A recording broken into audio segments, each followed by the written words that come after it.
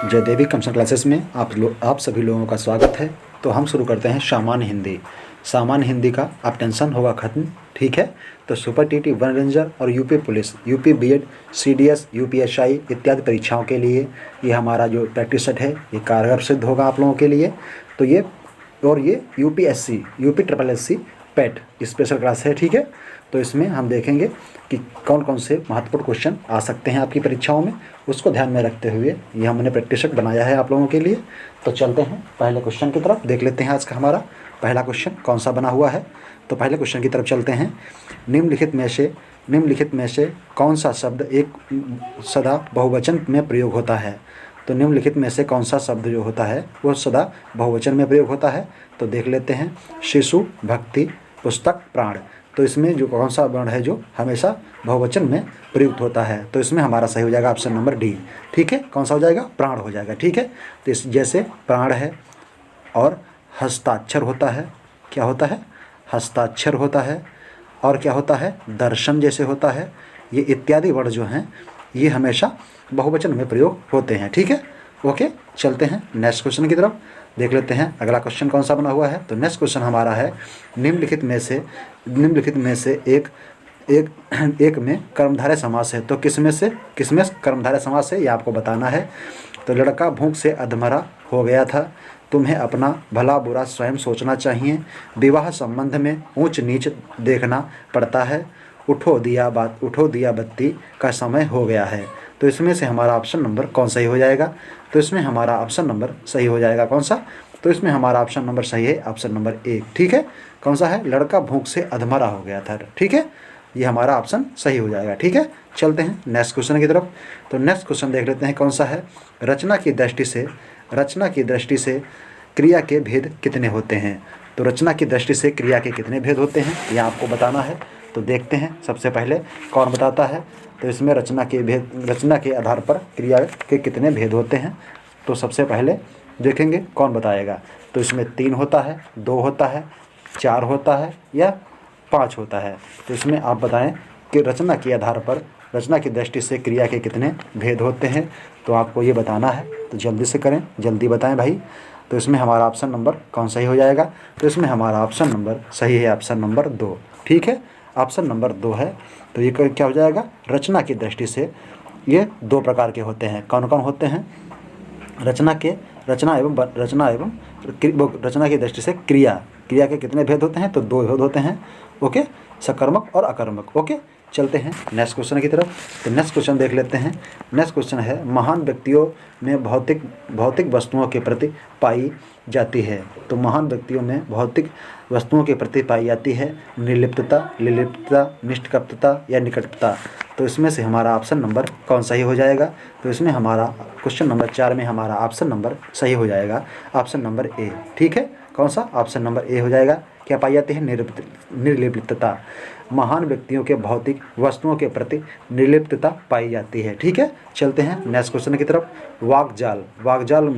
वाक्जाल का संधि विच्छेद कीजिए। तो वाक्जाल का संधि विच्छेद कीजिए। तो इसमें कौन सा हो जाएगा? वाक प्लस जाल, वाक प्लस जाल, बाग प्लस जाल या बाग प्लस जाल। तो इसमें हमारा ऑप्शन नंबर कौन सही हो जाएगा? तो इसमें हमारा ऑप्शन नंबर ए सही हो जाएगा, वाक प्लस जाल, ठीक है। तो इसमें कौन सी संधि हो जाएगी? तो इसमें हमारी संधि हो जाएगी कौन सी? व्यंजन संधि, ओके। कौन सी संधि है? तो इसमें व्यंजन संधि हमारा हो जाएगा, ठीक है, ओके। इसमें व्यंजन संधि हो जाएगी। चलते हैं नेक्स्ट क्वेश्चन की तरफ। नेक्स्ट क्वेश्चन है, निम्नलिखित शब्दों में कौन सा सरिता का पर्याय नहीं है। तो सरिता का पर्याय इसमें कौन सा नहीं है? तटनी, त्रिपथगा, निम्नगा, तननी। तो इसमें से हमारा ऑप्शन नंबर कौन सही हो जाएगा? तो इसमें हमारा ऑप्शन नंबर सही है क्वेश्चन नंबर 6 में हमारा ऑप्शन नंबर सही हो जाएगा ऑप्शन नंबर कौन सा? बी, ठीक है। सरिता का पर्याय नहीं है तो ये त्रिपथगा है, ये पर्याय नहीं है। ये किसका पर्याय है? तो ये है गंगा का, ठीक है। ये गंगा का पर्याय है, ओके। चलते हैं नेक्स्ट क्वेश्चन की तरफ। नेक्स्ट क्वेश्चन हमारा है, खर शब्द का निम्नलिखित में से एक अर्थ नहीं है। खर शब्द का निम्नलिखित में से एक अर्थ कौन सा नहीं है? तो गधा, बाण, तिनका, एक राक्षस। तो इसमें से हमारा ऑप्शन सही हो जाएगा कौन सा? इसमें हमारा ऑप्शन हो जाएगा बाण, ठीक है। बाण जो है ये खर का अर्थ नहीं है, ठीक है। बाण किसका है? तो ये है नाराज, किसका है? नाराज, ओके। और इसे बोलते हैं इशू, ईसु, ठीक है। और इसे सलाखा भी बोलते हैं। क्या है? सलाघा, ठीक है, इसे सलाघा भी बोलते हैं। तो ये बाढ़ का पर्यायवाची है, बाढ़ के ये पर्यायवाची, ये अन्य पर्यायवाची हैं, ठीक है। चलते हैं नेक्स्ट क्वेश्चन की तरफ। कवि, कवि का स्त्रीलिंग क्या हो जाएगा आपको बताना है। कवित्री, कवियत्री, कवियत्री या कवियत्री। तो इसमें हमारा ऑप्शन नंबर सी सही हो जाएगा। क्या हो जाएगा? कवियत्री, ठीक है, कवियत्री हमारा सही हो जाएगा, ठीक है। चलते हैं नेक्स्ट क्वेश्चन की तरफ। नेक्स्ट क्वेश्चन है आँखों में गड़ना मुहावरे का अर्थ क्या होगा? आँखों में गड़ना मुहावरे का अर्थ क्या होगा? गौर से देखना, मन में खटकना, सहन न कर पाना। कौन सा हो जाएगा? तो इसमें से हमारा ऑप्शन नंबर कौन सही हो जाएगा ये आपको बताना है। तो इसमें क्वेश्चन नंबर 9 में हमारा ऑप्शन नंबर डी सही हो जाएगा। कौन सा है? वस्तु को पाने की उत्कट लालसा रखना, ठीक है, ये होता है आँखों में गड़ना, ठीक है, आँखों में गड़ना। ओके, जैसे आप इस समय कर रहे हैं यूपीएसआई की तैयारी, तो आपकी आंखों में क्या कर रहा है? यूपीएसआई की वर्दी। ओके, चलते हैं नेक्स्ट क्वेश्चन की तरफ। नेक्स्ट क्वेश्चन हमारा है उन्मूलन। उन्मूलन का विलोम क्या होगा आपको बताना है। तो अवमूलन, विशेषण, रोपण या संश्लेषण। तो इसमें हमारा ऑप्शन नंबर सही हो जाएगा, ऑप्शन नंबर सी, रोपण, ठीक है। उन्मूलन का मतलब होता है उखाड़ना। क्या होता है? उखाड़ना या खोदना, ठीक है, या फेंकना। और रोपण का मतलब होता है लगाना, ठीक है। चलते हैं नेक्स्ट क्वेश्चन की तरफ। नेक्स्ट क्वेश्चन हमारा है शुद्ध वर्तनी वाले शब्द का चयन कीजिए। अंत्याक्षरी, पूजनीय, तदोपरांत, कवियत्री। तो इसमें हमारा ऑप्शन नंबर कौन सही हो जाएगा? इसमें हमारा ऑप्शन नंबर सही है, ऑप्शन नंबर ए, ठीक है, अंत्याक्षरी। अंत्याक्षरी इसमें हमारा सही हो जाएगा। ओके, चलते हैं नेक्स्ट क्वेश्चन की तरफ। या रा ला। तो या रा ला व्यंजन जो हैं इन्हें क्या कहते हैं? स्पर्श व्यंजन, अंतस्थ व्यंजन, ऊष्म व्यंजन। तो या रा ला और वा ये किस प्रकार के व्यंजन हैं? तो ये हैं अंतस्थ व्यंजन, ठीक है, अंतस्थ व्यंजन है। स्पर्श व्यंजन कौन से होते हैं? तो देख लेते हैं। का से माँ तक, ठीक है, का से माँ तक जो वर्ण होते हैं कितने वर्ण होते हैं? तो ये होते हैं, इनकी संख्या होती है 25, ठीक है। ऊष्म व्यंजन कौन से होते हैं? ऊष्म व्यंजन की संख्या होती है 4। कौन कौन से हैं? स और हा, ठीक है। ये क्या है? तो ये हैं हमारे ऊष्म व्यंजन, ठीक है। तो हमारा यार अलावा जो है ये कैसे वर्ण है? तो ये है अंतस्थ व्यंजन है, ठीक है। चलते हैं नेक्स्ट क्वेश्चन की तरफ। नेक्स्ट क्वेश्चन है निम्नलिखित में से गलत विलोम का शब्द का युग्म कौन सा है? निम्नलिखित में से गलत विलोम शब्द युग्म कौन सा है? प्रवेश नवेश, मूक वाचाल, भूत भविष्य, पुरस्कार तिरस्कार, ठीक है। तो इसमें हमारा ऑप्शन नंबर सही हो जाएगा, ऑप्शन नंबर 1, ठीक है। प्रवेश नवेश ये हमारा जो है शब्द, ये क्या है? विलोम शब्द का शब्द युग्म नहीं है, ठीक है। ओके, चलते हैं नेक्स्ट क्वेश्चन की तरफ। नेक्स्ट क्वेश्चन हमारा है निम्नलिखित वाक्यों में से अकर्मक क्रिया प्रयुक्त है।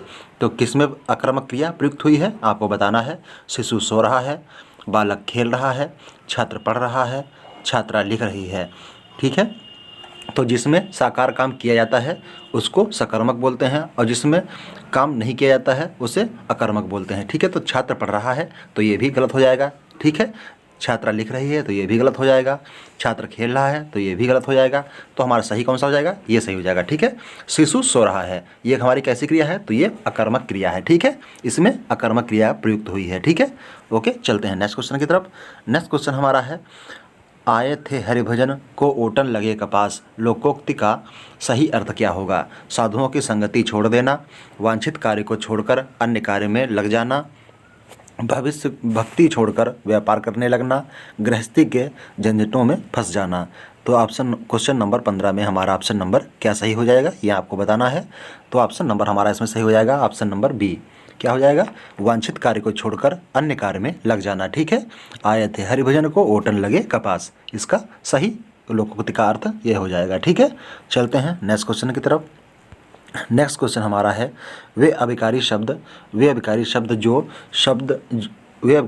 जो दो शब्दों, वाक्यों अथवा वाक्य खंडों को जोड़ते हैं क्या कहलाते हैं? संबंध बोधक शब्द कहलाते हैं, विस्मयादि बोधक शब्द कहलाते हैं, क्रियाबोधक शब्द कहलाते हैं, या समुच्चय बोधक शब्द कहलाते हैं। तो क्वेश्चन नंबर 16 में हमारा ऑप्शन नंबर क्या सही हो जाएगा? तो इसमें हमारा ऑप्शन नंबर सही हो जाएगा समुच्चय बोधक शब्द, ठीक है। समुच्चय बोधक शब्द जो होते हैं, ठीक है, जो दो शब्दों और वाक्यों अथवा वाक्य के खंडों को जोड़ते हैं, ठीक है। तो क्या कहलाते हैं? समुच्चय बोधक शब्द कहलाते हैं। ओके, चलते हैं नेक्स्ट क्वेश्चन की तरफ। ओके, चलते हैं नेक्स्ट क्वेश्चन की तरफ। तो नेक्स्ट क्वेश्चन है हिंदी के जिन वर्णों का उच्चारण करते समय केवल श्वास का प्रयोग किया जाता है उन वर्णों को क्या कहते हैं। देख लेते हैं। हिंदी के जिन वर्णों का उच्चारण करते समय केवल श्वास का प्रयोग किया जाता है उन वर्णों को क्या कहते हैं। अघोष, सघोष, अल्पप्राण, महाप्राण। तो इसमें हमारा सही हो जाएगा अघोष। ठीक है, क्योंकि इसमें सिर्फ क्या बात किया गया है, केवल। ठीक है, केवल श्वास। ठीक है, और जिसमें श्वास और श्वास प्लस कंपन। ठीक है, श्वास प्लस कंपन जो होता है साथ में, तो उसे सघोष बोलते हैं। ठीक है, अब अल्पप्राण और महाप्राण क्या होता है। तो अल्पप्राण वर्ण और महाप्राण वर्ण क्या होते हैं, ये आप बताएं हमें कमेंट सेक्शन में। देखते हैं सबसे पहले कमेंट सेक्शन में हमें कौन बताता है अल्पप्राण और महाप्राण शब्दों के बारे में। ओके, चलते हैं नेक्स्ट क्वेश्चन की तरफ। नेक्स्ट क्वेश्चन हमारा है निम्नलिखित में से कौन सा कमल का पर्यायवाची नहीं है। राजीव, कुवलय, जलद, अंबुज। तो इसमें हमारा ऑप्शन नंबर कौन सही हो जाएगा, ये आपको बताना है। तो क्वेश्चन नंबर 18 में हमारा ऑप्शन नंबर सही हो जाएगा। कौन सा ऑप्शन नंबर हमारा इसमें कौन सही हो जाएगा, ये आपको बताना है। तो इसमें हमारा सही हो जाएगा ऑप्शन नंबर सी, जलद। जलद जो पर्यायवाची है ये किसका है, तो ये बादल का पर्यायवाची है। ठीक है, कमल के पर्यायवाची कौन कौन से हैं, तो राजीव, कुवलय, अंबुज। और भी देख लेते हैं। तो इसका कौन कौन होता है, पद्म होता है, पद्म होता है, जलज होता है। ठीक है, पद्म, जलज, वारिज, नीरज, पंकज। ठीक है, अरविंद, नलित, शतदल, तामरस और राजीव। ठीक है, ये कमल के पर्यायवाची होते हैं। ठीक है, चलते हैं नेक्स्ट क्वेश्चन की तरफ। स्वयंभू। स्वयंभू शब्द का अर्थ है स्वावलंबी, स्वतः उत्पन्न, सर्वश्रेष्ठ, सर्वोपरि। तो क्वेश्चन नंबर 19 में हमारा ऑप्शन नंबर कौन सही हो जाएगा, तो इसमें हमारा सही हो जाएगा ऑप्शन नंबर बी। स्वयंभू का मतलब होता है स्वतः उत्पन्न होने वाला। ठीक है, जैसे भगवान। ओके, चलते हैं नेक्स्ट क्वेश्चन की तरफ।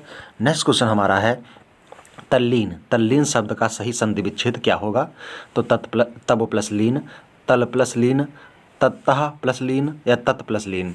तो इसमें हमारा सही हो जाएगा तत् प्लस लीन। ठीक है, तल्लीन। ओके, ये हमारा सही हो जाएगा। इसमें क्वेश्चन नंबर 20 का ऑप्शन नंबर डी हमारा सही हो जाएगा। ठीक है, इसमें संधि कौन सी हो जाएगी, तो इसमें व्यंजन संधि हो जाएगी। क्या हो जाएगी भैया, तो इसमें सही हो जाएगी व्यंजन संधि। ठीक है, क्या सही हो जाएगा, इसमें व्यंजन संधि हमारा सही हो जाएगा। ठीक है, चलते हैं नेक्स्ट क्वेश्चन की तरफ।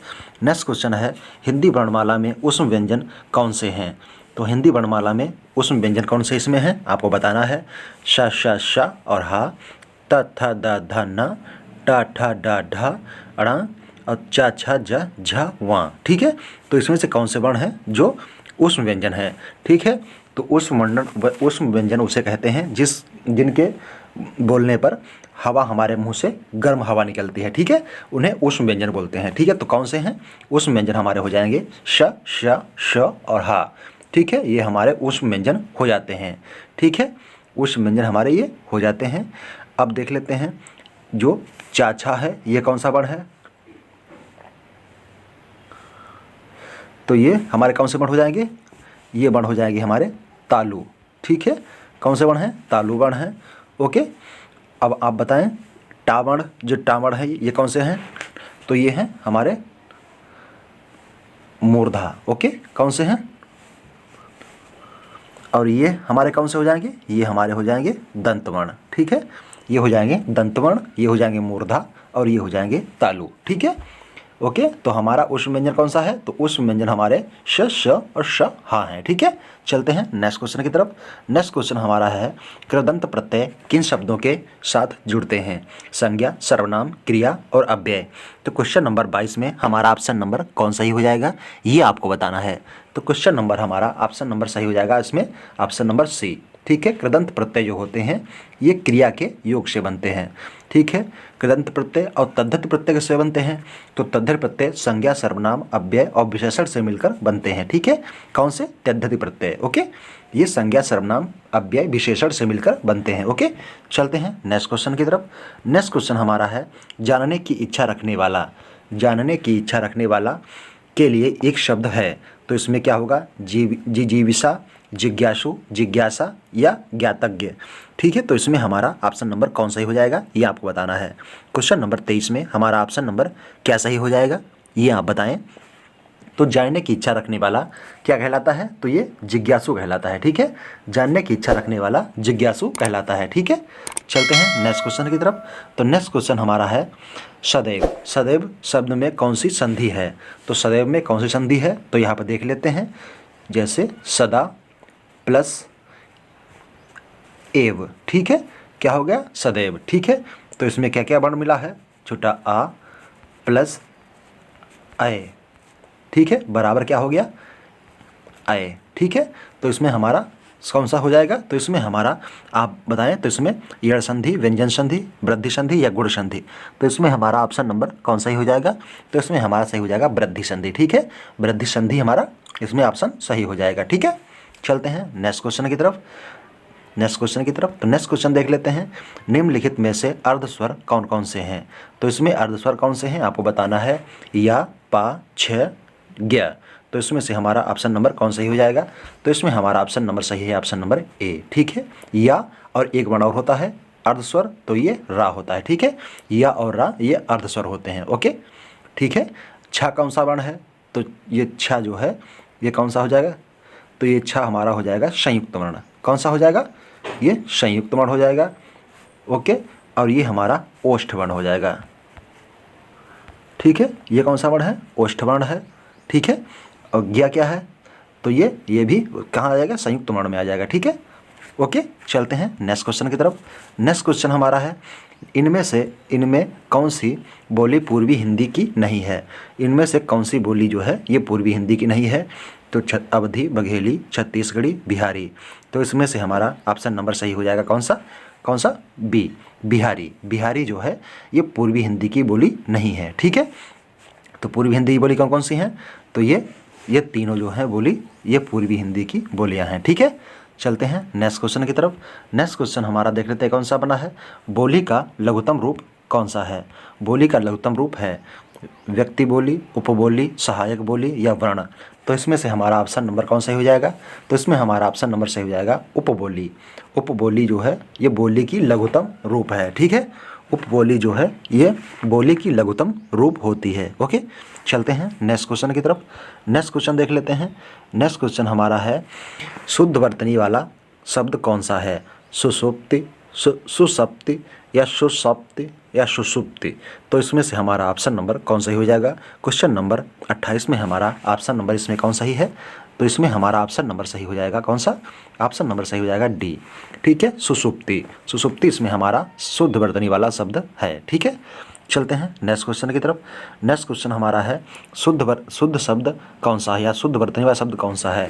सच्चिदानंद, सच्चिदानंद, सच्चिदानंद या सच्चिदानंद। तो इसमें हमारा ऑप्शन नंबर कौन सही है?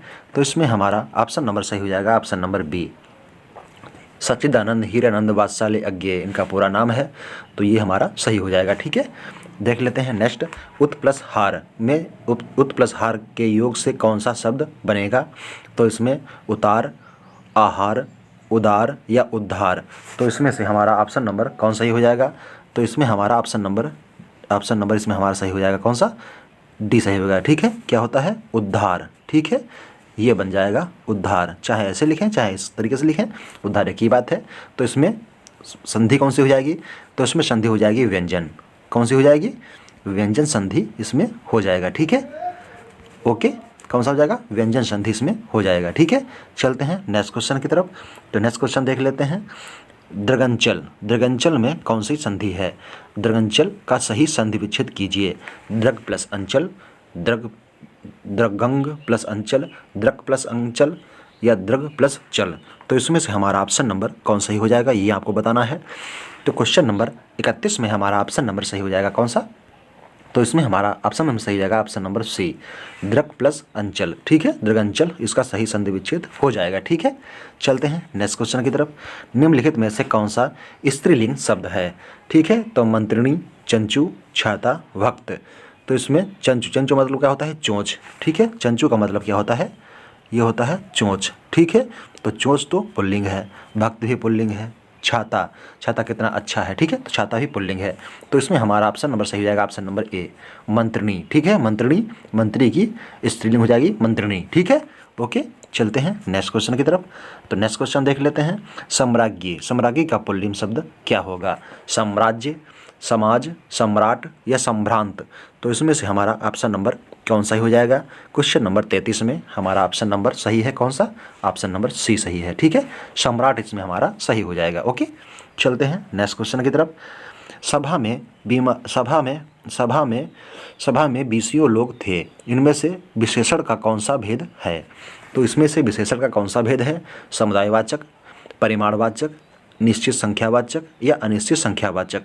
तो इसमें यहाँ पे थोड़ा गड़बड़ हो गया है, ये 20, ठीक है, तो इसमें संख्या निश्चित नहीं है, तो इसके क्या बोलते हैं? अनिश्चित संख्यावाचक, ठीक है, तो क्या बोलेंगे इसे? अनिश्चित संख्यावाचक विशेषण ये हो जाएगा, ठीक है। चलते हैं नेक्स्ट क्वेश्चन की तरफ। तो नेक्स्ट क्वेश्चन देख लेते हैं, पैरों में पंख बांधकर रचना, पैरों में पंख बांधकर रचना ये किसकी है? तो ये क्या है? रेखा चित्र, यात्रा वृत्तांत, संस्मरण या कहानी? तो ये इसमें हमारा ऑप्शन नंबर कौन सा ही हो जाएगा? तो पैरों में पंख बांधकर ये यात्रा वृत्तांत है या रेखा चित्र है या संस्मरण है या कहानी है? तो इसमें हमारा ऑप्शन नंबर कौन सा ही हो जाएगा? क्वेश्चन नंबर 35 में हमारा ऑप्शन नंबर सही है कौन सा? यात्रा वृत्तांत, ठीक है, यात्रा वृत्तांत है। ये है किसका? तो ये है राम वृक्ष, कौन है?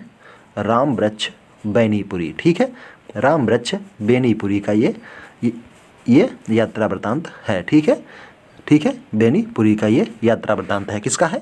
राम वृक्ष बेनीपुरी का। ओके, ठीक है, चलते हैं नेक्स्ट क्वेश्चन की तरफ। नेक्स्ट क्वेश्चन है, माटी हो गई सोना, माटी हो गई सोना गद्य की विधा है।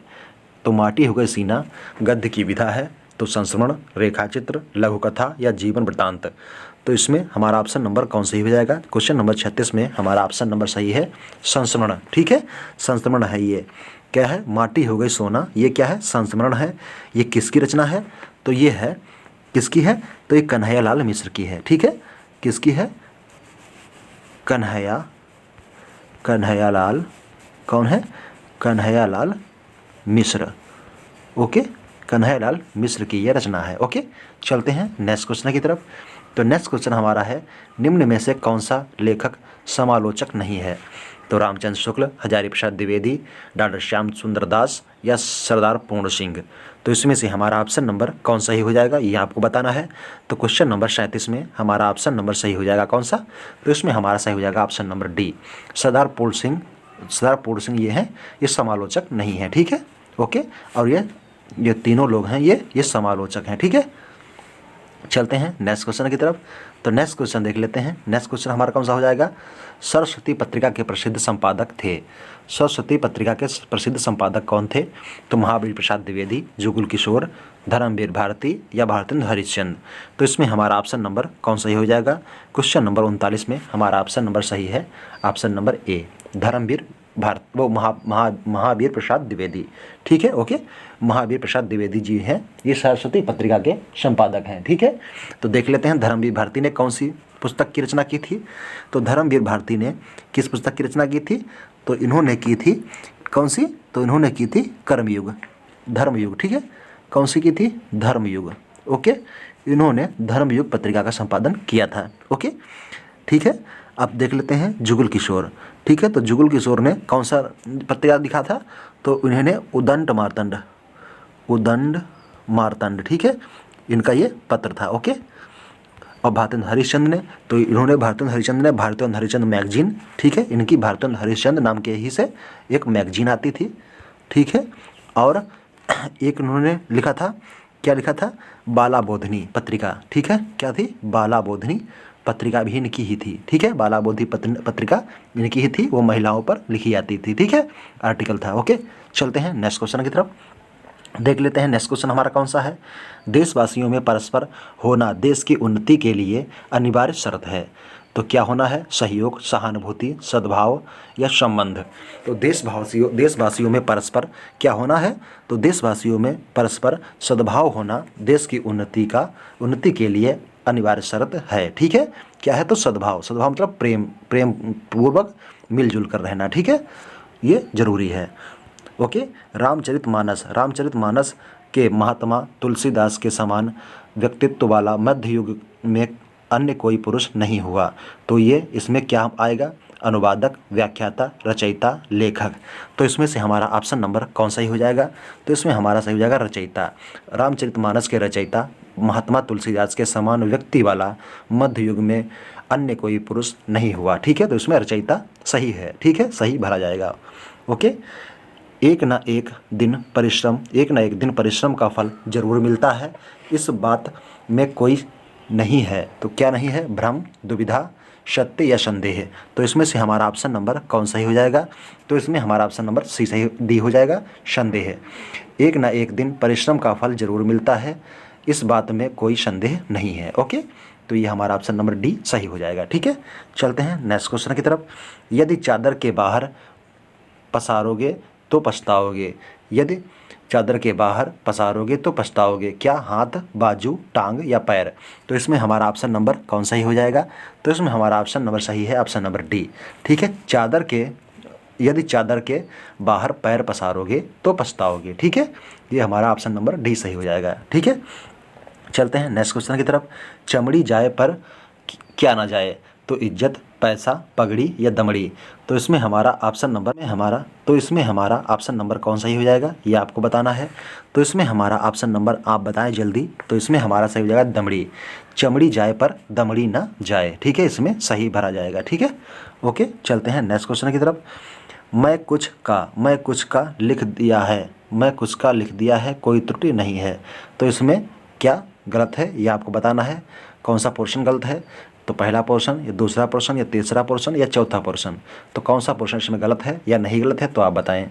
तो इसमें हमारा पहला पोर्शन गलत हो जाएगा। ठीक है, मैं। ठीक है, इसमें क्या है? मैं गलत जो है। ठीक है, इस यहाँ पे मैं गलत है, तो ये हमारा ऑप्शन नंबर ए सही हो जाएगा। ठीक है, चलते हैं नेक्स्ट क्वेश्चन की तरफ। तो नेक्स्ट क्वेश्चन देख लेते हैं। नेक्स्ट क्वेश्चन हमारा है, रुदन का हंसना ही तो गान पंक्ति में कौन सा अलंकार है? रुदन का हंसना ही तो गान पंक्ति में कौन सा अलंकार है? विरोधाभास अलंकार, विभावना, असंगति या दीपक? तो इसमें हमारा ऑप्शन नंबर कौन सा ही हो जाएगा? तो इसमें हमारा हो जाएगा क्या? विरोधाभास। ठीक है, रुदन का हंसना मतलब रोना भी है, हंसना भी है, तो ये विरोध कर रहा है ना बात का।